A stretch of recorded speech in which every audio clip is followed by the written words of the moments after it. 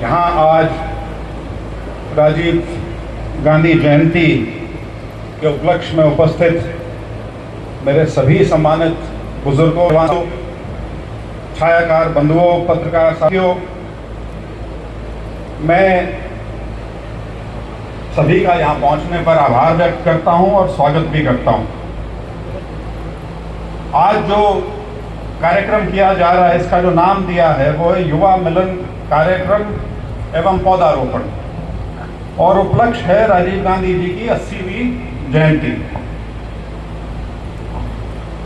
राजीव गांधी जी का जब भी मन में ख्याल आता है तो हमेशा बड़ी अच्छी छवि और एक मन को खुश करने वाला ख्याल आता है। उस व्यक्ति को देख के कभी आदमी के मन में किसी प्रकार का नकारात्मक विचार नहीं आता। आज आप ज्यादातर जो यहाँ बैठे हैं युवा हैं,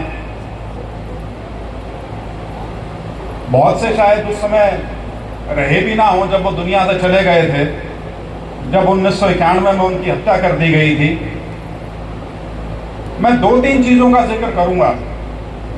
वैसे तो चॉइस आपने अपने अंदाज में उनके साथ संबंध थे, उनका योगदान जो रहा उसका उल्लेख किया, लेकिन मैं विशेष तौर पे 2-3 चीजों पे जोर डालना चाहूंगा, क्योंकि वो चीजें आज भी उतनी सार्थक हैं जब वो सत्ता में रहे और जो वो बदलाव लेके आए जो उन्होंने किए। आज शायद आप में से ज्यादातर युवा जो हैं, आपको ये भी नहीं पता होगा कि जो 18 साल की उम्र है वोट डालने की, ये अधिकार जो है ये राजीव गांधी के प्रधानमंत्री कार्यकाल में हुआ, और उसका बड़ा विरोध था कि 18 साल के तो बच्चे होते हैं। 18 साल की उम्र का व्यक्ति इतना परिपक्व नहीं होता कि वो राजनीतिक फैसले कर सके। लेकिन उनका ये मानना था कि हिंदुस्तान जो है वो एक युवा देश है और युवाओं की जो भूमिका है और भागीदारी है सत्ता में, वो बहुत प्रबल होनी चाहिए। और वही कारण था कि ये जो प्रधानमंत्री काल में जो 18 साल उम्र की गई 21 से घटा के, अदरवाइज 21 साल की उम्र का मतलब आप समझ सकते हो कि कॉलेज के ज्यादातर बच्चों को वोट का अधिकार नहीं था। अब जब आप कॉलेज फर्स्ट ईयर में जाते हो तो आमतौर पर 18 साल की उम्र होती है, मतलब कॉलेज जाने के साथ साथ आपका वोट देने का अधिकार है। ये जो आज के दिन पूरे देश में युवाओं को जो एक राजनीतिक तौर पे इतना एक उछाल मिल रहा है, उसका कारण यही है कि उसकी जो प्रतिभागिता है, उसका जो राजनीति में एक स्वर है, उसको सुना जा सकता है क्योंकि उसके पास वोट की शक्ति है। पहली बात। मैं दूसरा यहीं से एक अपनी पुरानी याद आपको बताना चाहता हूं। मेरे पिताजी करीब 2-2.5 साल हरियाणा यूथ कांग्रेस के अध्यक्ष भी रहे थे, और उसके बाद सन 82 में आप लोगों ने उन्हें दूसरी बार एमएलए बनाया और वो सीधा कैबिनेट के मंत्री बने थे। मुझे उस इलेक्शन की एक चीज अभी भी ध्यान में, हालांकि सिर्फ 10 साल का था, ना मेरे को राजनीतिक समझ थी, ना मुझे राजनीति का कोई ज्ञान था, लेकिन वो चीज मुझे इसलिए याद है कि मैंने मेरे पिताजी को इस तरह से किसी बात के ऊपर रिएक्ट करते पहली बार देखा था। 82 के चुनाव के उस समय नतीजे जो थे वो पूरा दिन चला करते टीवी पे। ये भी आप ज्यादातर बच्चों ने शायद देख नहीं रखी होगी चीज। सवेरे जब गिनती शुरू हुआ करती, वह गिनती 1.5-2 दिन चला करती, और मेरे जैसे जो बच्चे थे उनकी रुचि सिर्फ इसलिए होती थी कि एक तो छुट्टी होती थी और सारा दिन हिंदी की बहुत बढ़िया बढ़िया पिक्चर दिखाया करते टीवी पे, ताकि आप पिक्चर भी देखे जाओ और जो गिनती होने लग रही है वो किस दिशा में जा रही है, कौन आगे है, कौन पीछे है, कौन जीत गया, कौन हार गया, उसको भी आप देखते रहो। सन 82 का जो चुनाव था हरियाणा का, वो पहली बार ऐसा हुआ था कि यूथ कांग्रेस के नाते 11 टिकटें हरियाणा कांग्रेस में दी गई थी। यूथ कांग्रेस के जो युवा जो नेता थे उनको, ये पहली बार और मेरे ख्याल से आखिरी बार हुआ था कि यूथ कांग्रेस के नाते टिकटें दी गई। और जो मैं खुशी की बात बता रहा हूं, मैं तो उस समय जानता भी नहीं था, निर्मल सिंह है ये जो अपने अम्बाला से 4 बार एमएलए रहे हैं, मंत्री रहे हैं। तो जब निर्मल सिंह चुनाव जीते, उनकी जब घोषणा हुई तो मेरे पिताजी कुर्सी से उछले और ताली बजाई। मैंने अपनी माँ से पूछा क्या हो गया, कहती मैंने भी नहीं, मैं पूछूं क्या हो गया। तो मैंने पिताजी से पूछा क्या हो गया, इतनी खुशी क्या बात है। कहता हमारे यूथ कांग्रेस के लोग चुनाव जीतने लग रहे हैं, मेरे को इस चीज की खुशी है सबसे बड़ी। तो ये जो देन है वो ये भी राजीव गांधी की थी, क्योंकि वो उस समय राजनीति में आ चुके थे। संजय गांधी जी का आकस्मिक निधन हो गया था दुर्घटना में, उसके बाद राजीव गांधी राजनीति में आए थे, और उनकी जो युवा के प्रति जो एक निष्ठा थी कि इनको मुझे राजनीतिक तौर पर उठाना है, वो तब से थी। शाह साहब ने एक चीज का जिक्र नहीं किया, जिस समय चौधरी साहब प्रदेश कांग्रेस के अध्यक्ष बने, मेरे ख्याल से सारे ही 39 साल के रहे होंगे, 39 साल की उम्र थी। और दिलचस्प बात यह है कि उस समय एक पूरी कड़ी थी नेताओं की, जिनको हम युवा नेता कह सकते हैं, जिनको बहुत अहम भूमिकाएं दी गई थी। चाहे वो दिग्विजय सिंह जी थे, चाहे वो चौधरी वीरेंद्र सिंह थे, चाहे वो विनोद शर्मा थे, चाहे वो जगदीश टाइटलर थे, चाहे वो अपने संजय सिंह होते थे यूपी में, वो थे, अकबर अहमद डम्पी थे, एक लंबी कतार थी, गुलाम नबी आजाद थे, बहुत बड़े बड़े लोग थे। और ये सभी वो नेता थे वो आगे जाए जिन्होंने राजनीति की जो बुलंदियां हैं वो छुई। उनको कोई इस चीज का ये नहीं था कि किसी में अगर कोई बहुत ज्यादा क्षमता है युवा में, वो तेरे से आगे निकल जाए, ऐसा कोई उनको खटका नहीं था। वो बड़े कॉन्फिडेंट थे इस मामले में। लेकिन युवाओं को हमेशा उन्होंने आगे करने का जो काम किया वो उन्होंने राजनीतिक तौर पे भी किया, वो संस्थागत तौर पे भी किया, वो पार्टी के हिसाब से भी किया, और वो जब मौका मिला जब प्रधानमंत्री बने तो प्रधानमंत्री बनने के नाते भी उन्होंने किया।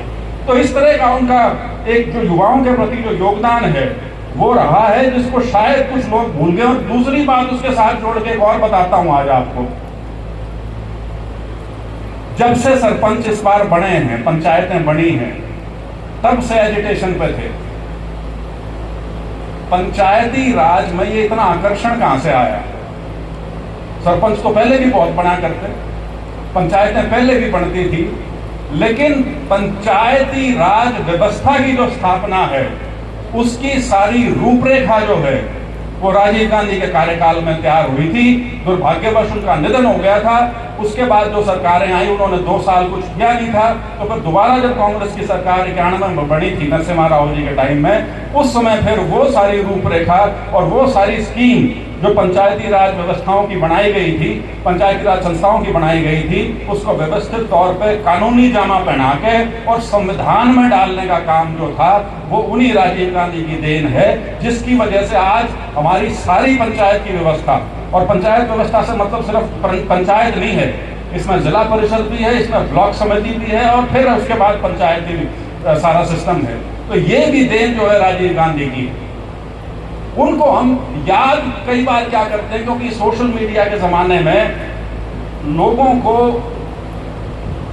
डब्बों में बांध के दे दिया गया है, और ऐसा एक माहौल बनाया जाता है कि जो चीज जिसका ज्यादा प्रचलन हो गया लोगों को वही चीज याद रहती है।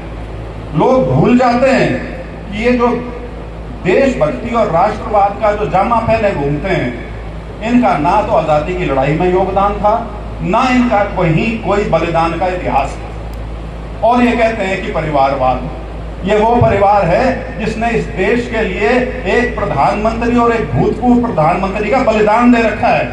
और उसके बाद लोग क्या कहते हैं कि यह तो इनकी जिम्मेवारी थी, काम ठीक से नहीं किया इसलिए हो गया। ऐसे नहीं होता, ये आप खुद भी समझ सकते हो। बलिदान आजकल तो लोग क्या क्या कर रहे हैं, आंगली कटा के, अंगूठा कटा के शहीद बनने की एक कवायद करते हैं। अगर सही मायने में शहादत है, फौज के अलावा, हमारे सिपाहियों के अलावा अगर राजनीतिक तौर पे कोई शहादत है तो ये परिवार है जिसने माँ और बेटे दोनों ने शहादत दे रखी है इस देश के लिए।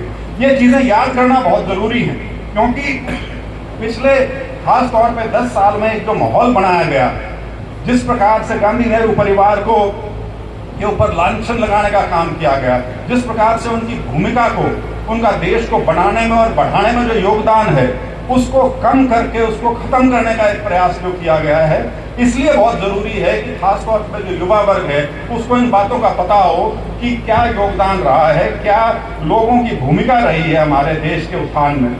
एक और चीज का मैं आपको जिक्र करना चाहूंगा,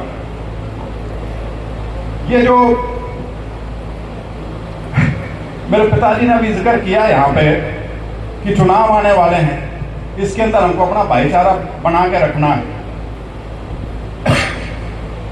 और राजीव गांधी जी का उन्होंने जिक्र किया कि किस प्रकार से उनकी जो सोच थी वो इतनी व्यापक और इतनी बड़ी थी कि उनको ये भी नहीं पता था कि उनके मंत्रालय में इतना बड़ा मंत्री जो है वो कौन सी जाति से था। अब जो खेल हरियाणा में खेला जाएगा, मैं उसका छोटा सा नमूना आपको बताना चाहूंगा। अपना साथी है, आज मेरे को दिखा नहीं, हो सकता है वो अभी भी वहीं जा रहा हो, वो किसे राजस्थान में जो है धाम धूम वहाँ गया हुआ है, कोई सब मैं नाम नहीं लेता। उसने मेरे वहाँ की स्वामी जी से बात कराई, कल की बात, और वो स्वामी जी मेरे को आशीर्वाद दे के और सारी बात करके फिर बोले बेटा एक चीज़ कहना चाहता हूँ। मैंने कहा क्या? कहता मेरे पास आप समझ ही सकते हो बीजेपी वालों के भी बड़े बड़े लोगों से मेरे संपर्क हैं, और आप क्योंकि चुनाव में जा रहे हो, एक चीज़ का ख्याल रखियो। मैंने कहा जी बताइए। बोला बहुत तीखा और बहुत जहरीला जात पात का खेल खेला जाएगा हरियाणा में आने वाले 1.5 महीने तक। ये एक ऐसे व्यक्ति ने मेरे को कहा जो धार्मिक व्यक्ति है, किसी धाम का, किसी मठ का मठाधीश है, उसने मुझसे ये बात कही। तो ये बात आप हल्के में मत लेना, ये विचार करने की बात है, ये सोचने की बात है कि जो हमारा भाईचारा बिगाड़ने का काम पिछले 10 साल से चल रहा है और जिसको अभी तक हम रोकते आए हैं, ये आगे भी इसी तरह से बना रहे, ये बहुत आवश्यक है।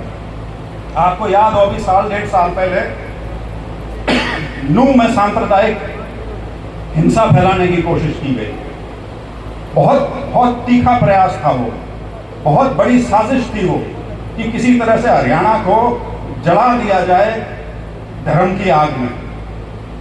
लेकिन ये जो हमारी खाप हैं अलग अलग बड़ी बड़ी, ये उनका हस्तक्षेप था और उन्होंने जो मजबूती से अपनी बात रखी कि वो चीज़ वहीं की वहीं रुक गई, नहीं तो पूरा हरियाणा आज के दिन सांप्रदायिकता की जद में होता और हमारा भी वही हाल होता जो और प्रदेशों का हुआ है।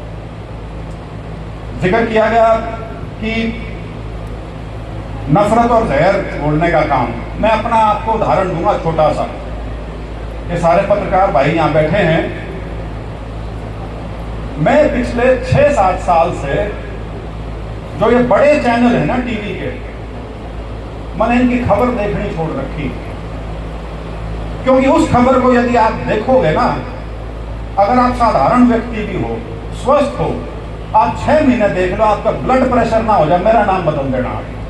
सारा दिन नफरती वाद विवाद चलता है उसके ऊपर, सारा दिन आपको यह बताया जाता है कि किस प्रकार से आपने किस वर्ग से, किस इलाके के लोगों से आपने घृणा करनी है, और उस घृणा का मकसद यह है कि बाकियों को उसके इर्द इकट्ठा किया जा सके। लोगों ने इसको देख लिया, इसको समझ भी लिया, इसको पढ़ भी लिया, और अब हम उस मुहाने पे आ गए कि जो यूपी का जो चुनाव हुआ, लोकसभा का जो चुनाव था, उसमें जो यूपी का जो नतीजा आया, उन्होंने उस राग को, उस द्वेष को जो पिछले 10 साल से या उससे ज्यादा से जो बुनाया जा रहा था, उसके ऊपर उन्होंने फिलहाल विराम लगाने का काम किया।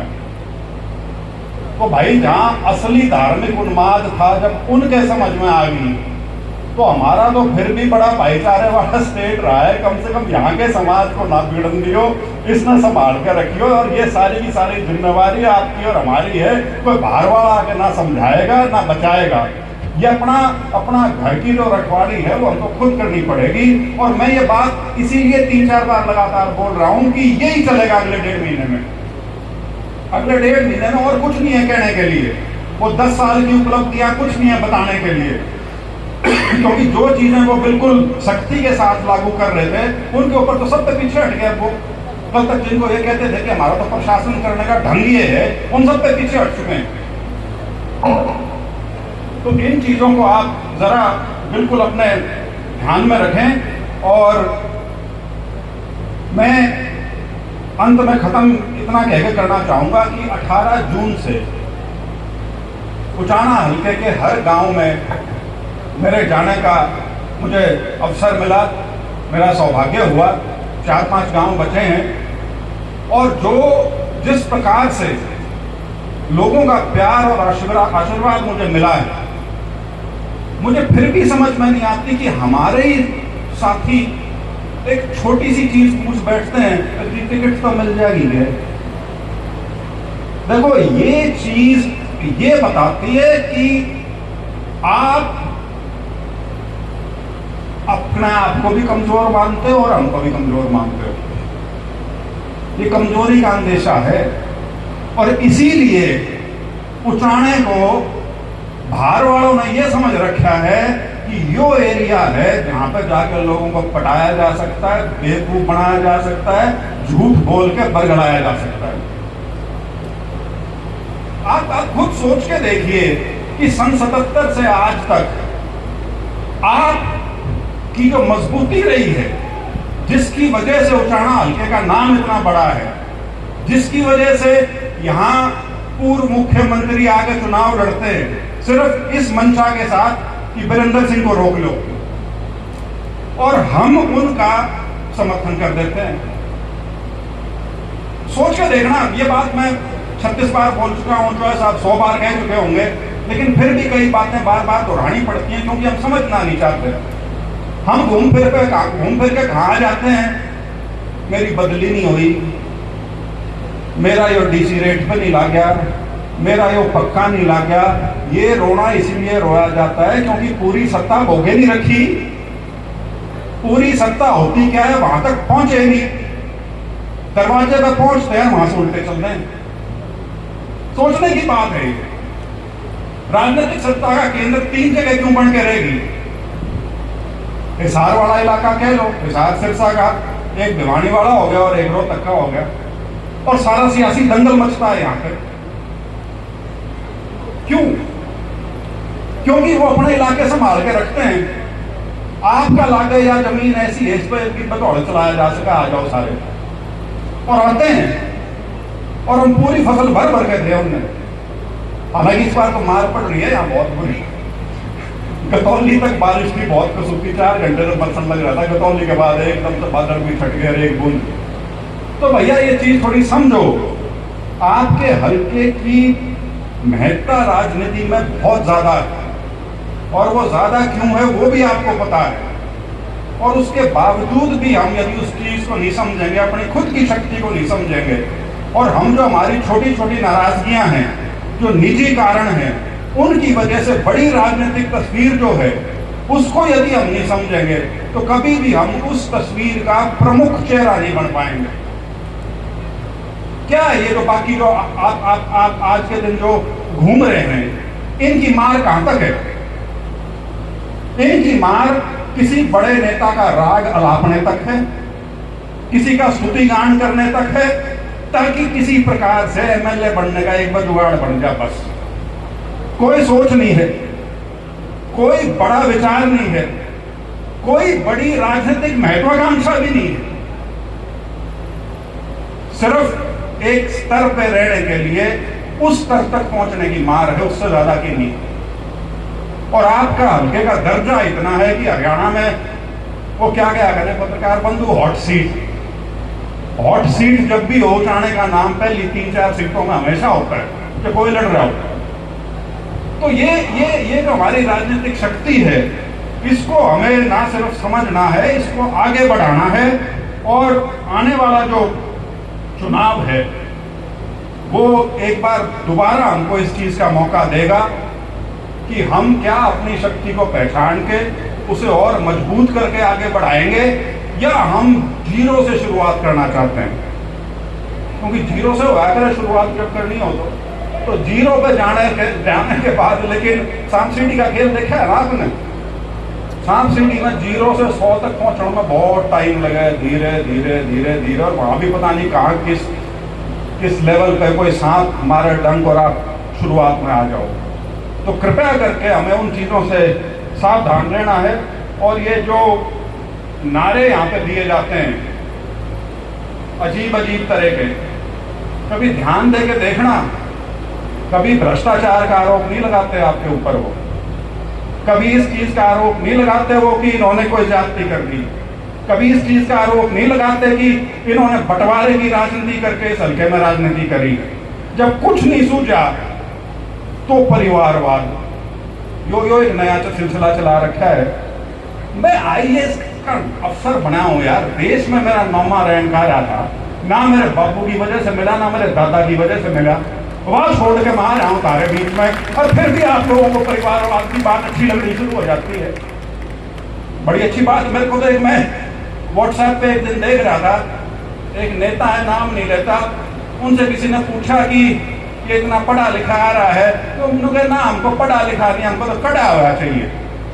कड़ाई मत काट लो, उस कड़े होने कितने काटोगे, मेरे समझ में नहीं आता। तो ये सोच जब लोगों के बीच में प्रचलित की जाती है और उस सोच को लेने वाले भी बैठे हैं, मेरे को इस चीज से बहुत हैरानी होती है। हाँ, मुकाबले में कोई ऐसा हो जो यूं कहे कि मैं इससे यूं यूं यूं बेहतर हूं, मेरे अंदर ये खूबी है जो इससे ज्यादा है, तो बात समझ में आती है। लेकिन है नहीं, या वो ये कहे कि ये गंदे हैं, ये भ्रष्ट हैं, ये धूर्त हैं, ये लोगों को बांट के राजनीति करते हैं, तो भी बात समझ में आती है। कुछ भी नहीं है, कोई मुद्दा नहीं होता। 40 साल तक तो संभाल के रखा, जब वो बात उनके नहीं काबू आई तो फिर बाहर से लाने शुरू करे कि भाई अपने बस का तो ब्योत है नहीं, कि बाहर से ले आओ, शायद कुछ बात बन जाए, और बन भी गई, 2 बार बन चुकी है। तो मेरा आपसे अंत में यही अनुरोध है कि हालांकि हम इकट्ठे तो राजीव गांधी जी की जयंती पे हुए हैं, लेकिन राजनीतिक सीजन है, राजनीतिक समर है, उसके अंदर हम सब भागीदार हैं, तो उस नाते कुछ बातें आपसे कहना मैं बहुत जरूरी समझता था।